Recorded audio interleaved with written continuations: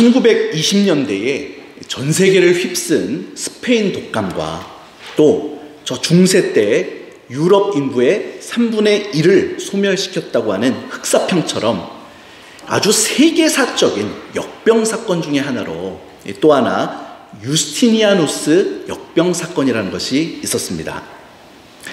주후 6세기를 전후해서 동로마 제국 전역에 퍼졌던 호열자 바이러스 창궐 사건을 가리키는 건데요. 이게 최악이었을 때는 단 하루 동안 무려 5,000명이 사망하기도 했던 아주 무서운 사건이었습니다. 당대에 동로마 제국 안에서 이 역병과 관련해 이런 유명한 전설이 회자됐었는데요. 오늘날까지 전래되려오는 이야기의 한 토막을 잠깐 소개해드리면 이렇습니다. 어떤 사람이 마차를 타고 이 동로마 제국의 수도인 콘스탄티노플로 들어가고 있었답니다. 그런데 성에 거의 가까이 다다랐을 때에 어떤 음침한 노파 하나가 손짓을 하면서 성 안에 들어가는 길에 자기를 꼭 태워달라고 하는 거였어요. 일단은 워낙 나이든 할머니였기 때문에 이 마부가 태워주기는 했습니다. 근데 태우고 나서 가까이서 얼굴을 보니까 그 얼굴이 도저히 사람이라고는 생각할 수 없을 정도로 너무나 흉측했다라는 거예요. 그래서 이 마부가 깜짝 놀라면서 물었답니다. 당신 도대체 누구요? 그러자 그 노파가 이렇게 대답하더래요. 나는 호열자 악령인데 이번에 이 성 안에 들어가서 꼭 죽일 사람 5이 있어서 지금 들어가는 길이요. 그러자 마부가 큰일 났다 싶어서 빨리 내리라고 고함을 쳤습니다. 그랬더니 이 노파가 품속에서 비수를 하나 꺼내서 이 마부에게 쥐어주면서 타이르듯이 이야기하더래요. 글쎄 좀 믿어보라니까 딱 5명뿐이요. 이 5은 꼭 죽여야만 하는 자들이고 내가 반드시 하기로 돼 있는 일이요. 그러니 안심하고 나를 성 안에 데려다 주고 만약 5명 이상이 죽는 일이 있거든 그때 나를 찾아와서 이 비수로 나를 찌르면 내가 죽을 것이요. 이렇게 얘기하더라는 거예요. 그래서 어쩔 수 없이 성 안에 데리고 들어가서 내려줬는데요. 그날 정말 저녁부터 호열자 역병이 창궐을 하더니 근데 5은커녕 하룻밤 만에 무려 5,000명이나 되는 사람이 죽어 넘어지더라는 겁니다. 그래서 이 마부는 속았다는 생각에 너무나 화가 났죠. 그래서 비수를 들고 집집마다 이 호열자 악령을 찾아다닙니다. 그러다 마침내 어느 한 곳에서 발견하고는 찔러 죽이려고 달려들었대요. 근데 그러자 그 호열자 악령 노파가 이렇게 소리를 치더랍니다. 아니 이거 왜 이러? 나는 정말 약속을 지켰단 말이오.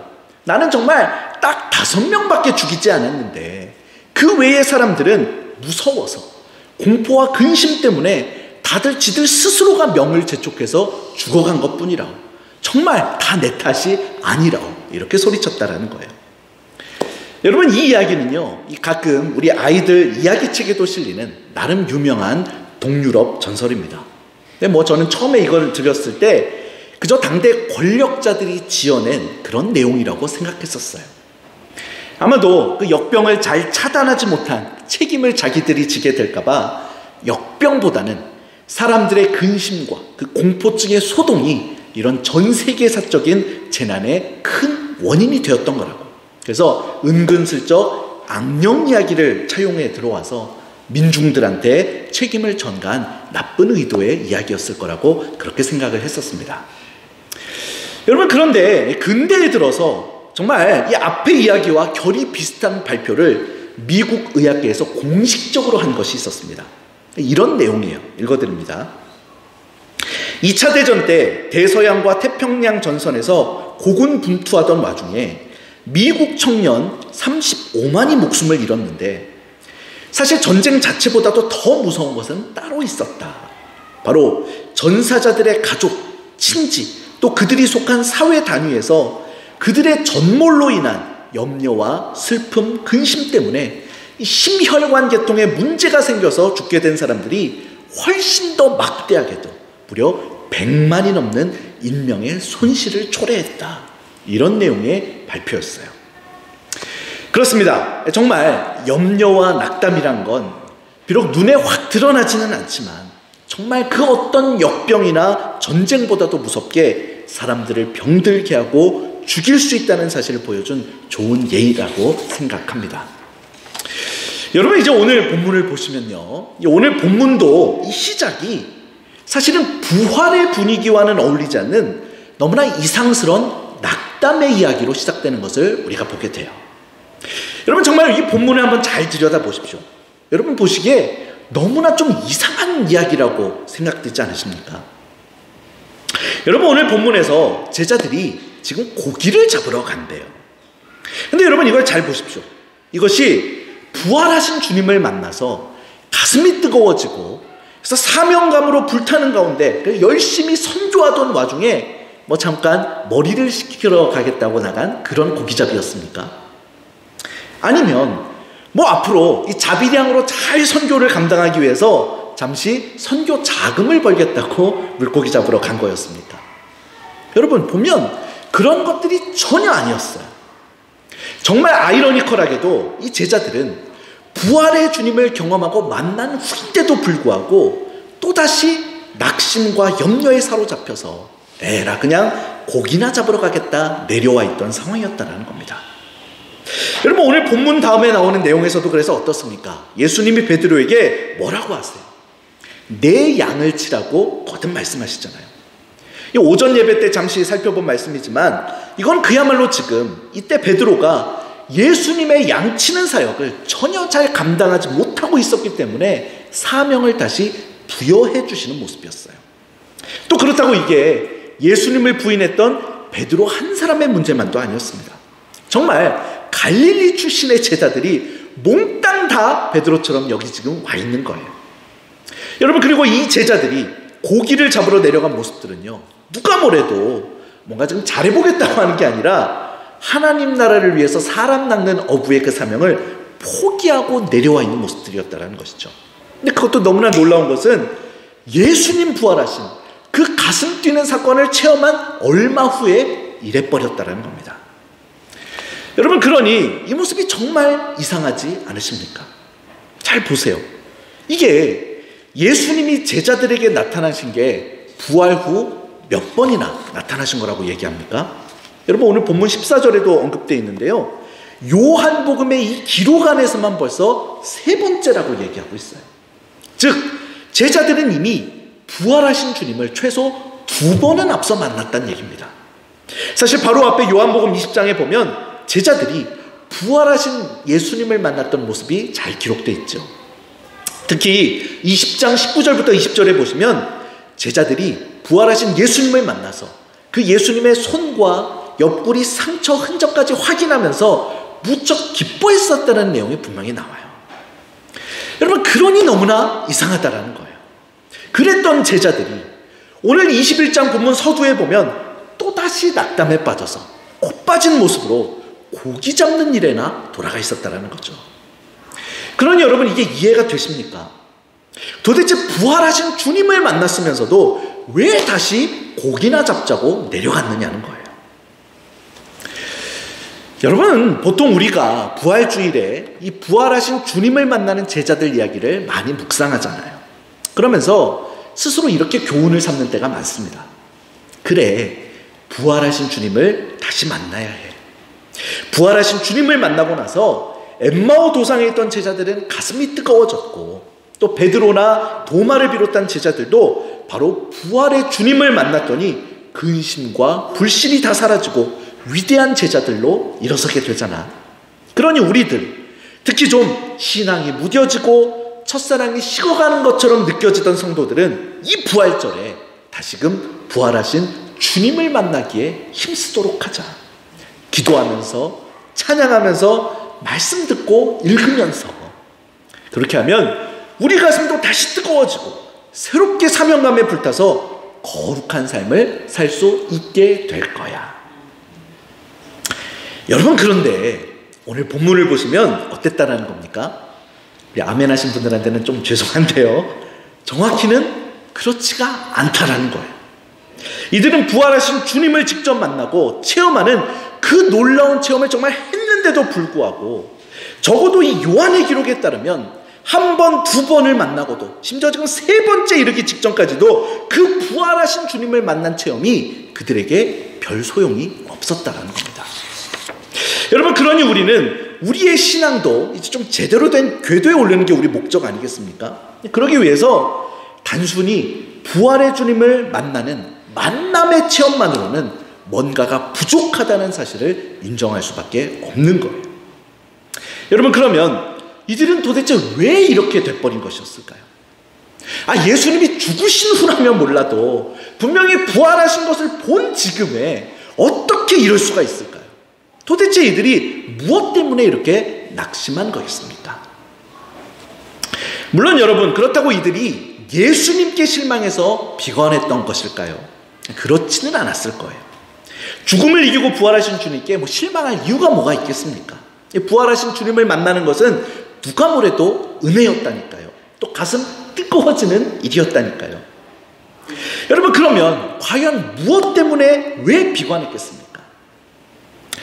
여러분, 아마도 그것은 두 가지 이유 때문이었을 거라고 저는 봐요. 먼저 첫 번째 하나는 이겁니다. 바로 주님이 그들 눈앞에 잘 보이지 않았기 때문이었어요. 주님은 지난 두 번 나타나실 때 8일 만에 나타나셨다가 곧 사라지고 나셨습니다. 즉, 주님은 분명히 부활은 하셨지만 예전처럼 이 제자 공동체 안에 노상 함께 하시면서 동거동락하신 것은 아니었어요. 그러다 보니 그래서 지금 눈에 잘 보이지 않는 시간이 더 많다 보니까 그 보이지 않음 속에서 연약한 인간의 의지들이 또다시 문제들을 일으키고 말았다는 것이죠. 여러분, 사실 사람은 믿는 대상이 눈에 잘 보이지 않으면 쉽게 실망하고 넘어지게 되어 있습니다. 여러분, 출애굽기에 보면 이스라엘 백성들이 애굽에서 나와서 하나님의 권능을 그렇게 많이 체험했는데도 불구하고 어려움이 생기니까 금방 다시 비관하잖아요. 그러면서 애굽으로 돌아가 버리겠다 이렇게 말하는 것을 볼 수 있지 않습니까? 그렇습니다. 우리 사람들은요, 하나님이 자기들 눈앞에 잘 보이지 않고 그래서 하나님보다 저 문제와 세상의 환경이 더 크게 먼저 보일 때 자꾸 내리막길을 걷게 된다는 거예요. 그리고 또 다른 두 번째 이유는 바로 자신들의 모습에 비관한 것 때문이었습니다. 즉, 우리는 주님을 부인하고 도망갔던 쓸모없는 제자들이었다. 여러분, 사실 정말 그랬잖아요. 주님이 체포되고 십자가에 죽으시고 부활하실 때까지 그 긴박하게 돌아가던 상황들 속에서 이들이 보인 모습들이 어땠습니까? 주님이 체포되실 때 다 도망가 버렸죠. 오전에도 말씀 나눴지만 베드로는 예수님을 저주까지 하면서 모른다고 부인했고요. 또 다른 제자들도 다 마찬가지였어요. 다 도망가서 주님 죽으신 후까지도 그저 꽁꽁 숨어만 지냈습니다. 그러니 이런 자기들의 모습이 자기들 생각할 때도 너무나 부끄럽기 짝이 없었던 것이죠. 그리고 이런 자기들의 부족했던 모습들에 주목하면서 자꾸 거기에 마음을 쓰다 보니까 비록 부활의 체험은 했지만 시간이 좀 지나면서 은혜 받은 감정은 금세 또 사그라들고 다시 용기 잃고 제자리에 주저앉을 수밖에 없었다라는 거예요. 그렇습니다. 결국 제자들이 이렇게 자신의 모습에 실망한 데다가 또 주님도 잘 눈에 보이지 않는 때가 많으니 결국 좌절감에 빠져서 다 포기하고 여기까지 지금 내려와 있는 것입니다. 여러분, 그러니 이들에 대해서 주님은 또 어떻게 하십니까? 근데 감사한 것은 그래도 주님은 또다시 재차 이 제자들을 찾으시는 거예요. 사실 예수님을 저주까지 하면서 버리고 도망갔던 영락없는 배신자들이지만 우리 사랑의 예수님은 그 배신도 눈 감아주시고 두 번이나 찾아가서 두려워하던 제자들에게 용기를 북돋아 넣어주셨었죠. 여러분, 그런데 보십시오. 그 은혜와 감격이 무색하게 이들은 지금 또 고기 잡으러 내려가 버렸으니 여러분, 사실 우리 같으면 어떻게 했겠습니까? 야, 차라리 이런 놈들을 그냥 다 내버려 버리자. 그냥 새 사람들을 뽑아서 쓰는 게 낫겠다고 생각할 법하지 않겠습니까? 여러분, 그러나 우리 사랑의 주님은 그렇게 하시질 않습니다. 오늘도 또 사랑으로 찾아오시더라는 거예요. 그러면서 오늘 본문에 보면 제자들의 낙심했던 그 두 가지 원인에 대해서 우리 주님이 아주 직접적으로 각각 접근하시는 것을 보게 됩니다. 일단 첫째로 먼저 주님이 함께 하신다는 것을 보여주세요. 비록 주님이 눈에 잘 보이지 않는 경우가 있을지라도 멀리 계신 것이 아니라 언제든지 어려울 때면 와서 도와주실 수 있다는 것을 보여주시는 거죠. 그리고 무엇보다 아무리 제자들이 부족해도 여전히 사랑하고 품어주실 수 있다는 것을 보여주십니다. 그래서 오늘 본문에 나타난 예수님의 모습은 다시 또 찾아오셔서 고기 잡는 것도 도와주시고요, 음식마저도 손수 준비해서 먹여주시고 사랑해 주시는 모습입니다. 그러면서 주님은 또 두 번째로 이들에게 인생의 목적, 즉 사명감도 일깨워 주세요. 여러분, 사실은 이 지점이 가장 중요한 지점이라고 저는 생각합니다. 그래서 오늘 본문에서도 보시면요, 주님은 바로 이때 제자들이 처음 예수님을 만났었던 때의 그 상황을 고스란히 재현시켜주고 계신 것을 볼 수 있어요. 즉 처음 예수님 만났을 때처럼 이날도 똑같았습니다. 제자들이 물고기를 잘 못 잡고 있다가 예수님을 만나고 예수님 말씀 한마디에 순종했더니 물고기를 가득 낳게 되는 거예요. 여러분, 그러니 이들이 이것을 체험하면서 무엇을 느꼈겠습니까?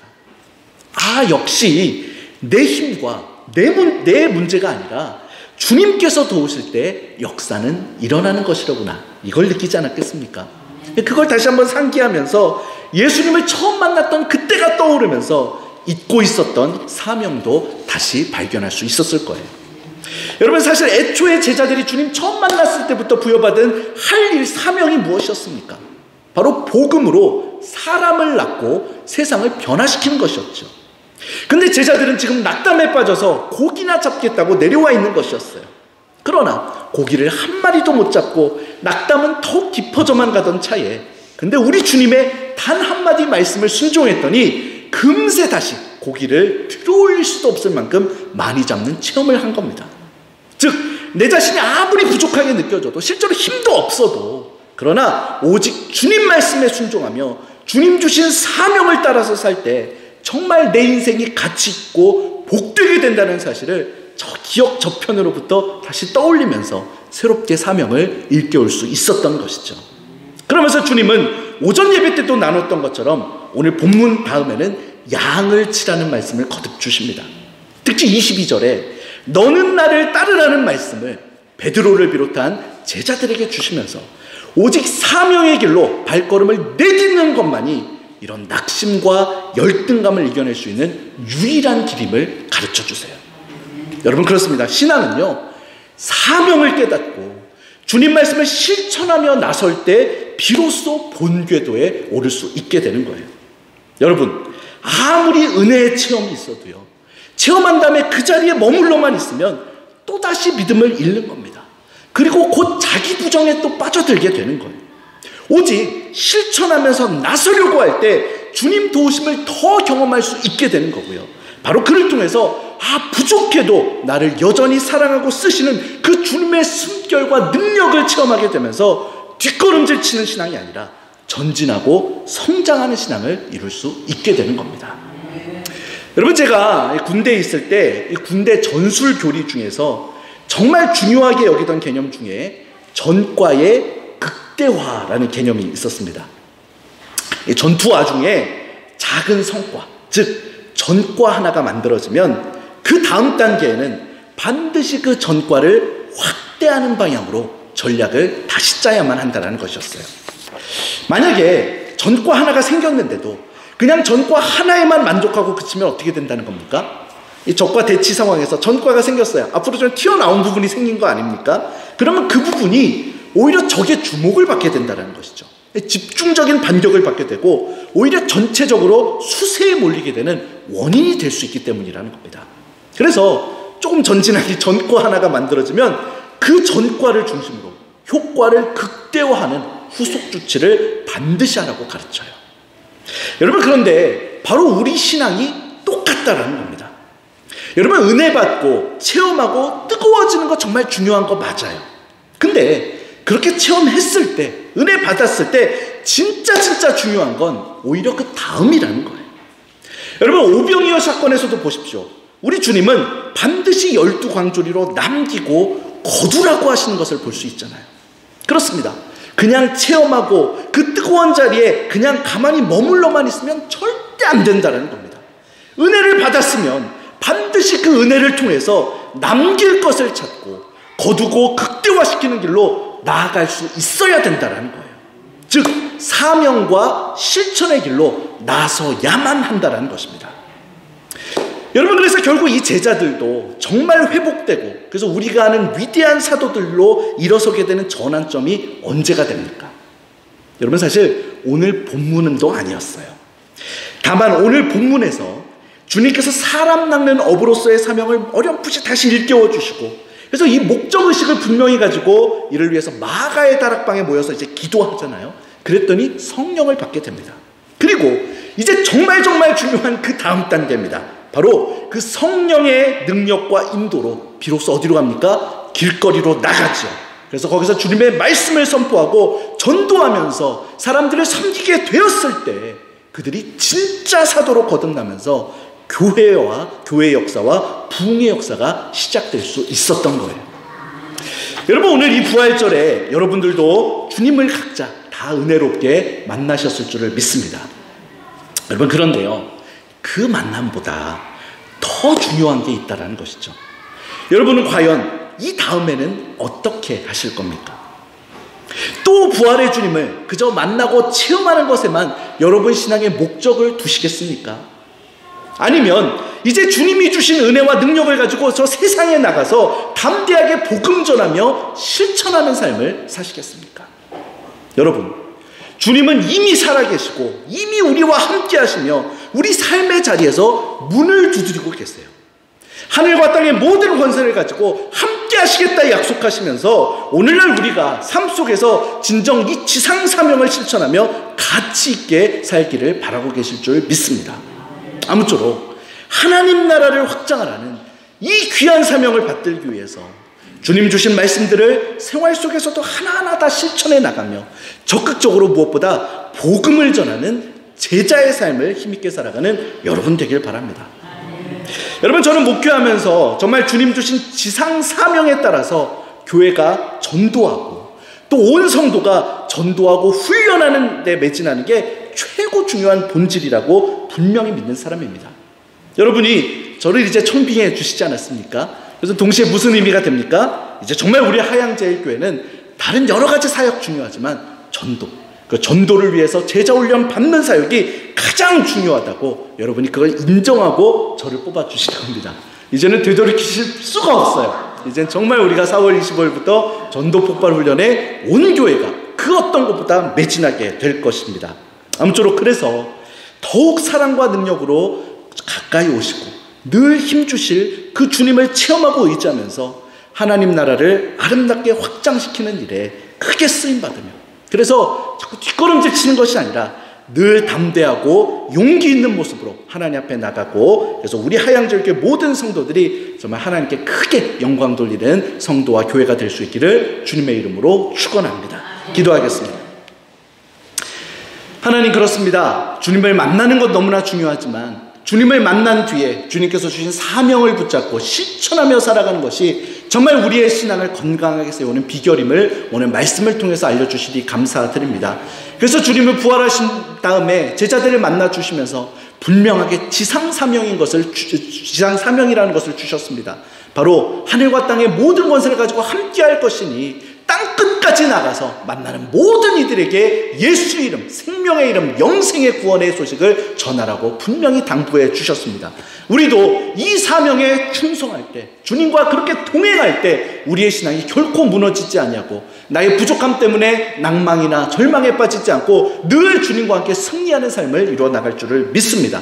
주님은 우리가 구하기만 하면 만나주시는 분이십니다. 은혜 주시는 분이십니다. 근데 그 다음에 우리가 실천하지 않아서 늘 문제가 되었던 것을 주님 앞에 고백합니다. 이제 은혜 주신 주님 앞에 이제 실천하며 약속 붙잡고 동행하기를 결단하는 우리가 되게 하여 주시옵소서. 이제 하양제일교회가 정말 전도폭발 훈련을 통해서 복음 훈련을 통해서 나아가고자 하오니 우리 모든 성도들에게 임재하여 주셔서 이제는 뒷걸음질 치는 신앙이 아니라 또 나의 부족함 때문에 울상짓는 낙담의 신앙이 아니라 항상 앞으로 전진하며 주님 앞에 영광 돌리고 많은 사람들을 옳은 대로 돌아오게 하는 복된 성도들 하양제일교회가 될 수 있도록 축복하여 주시옵소서. 감사드리며 사랑해 주시는 예수 그리스도 이름으로 기도드립니다. 아멘.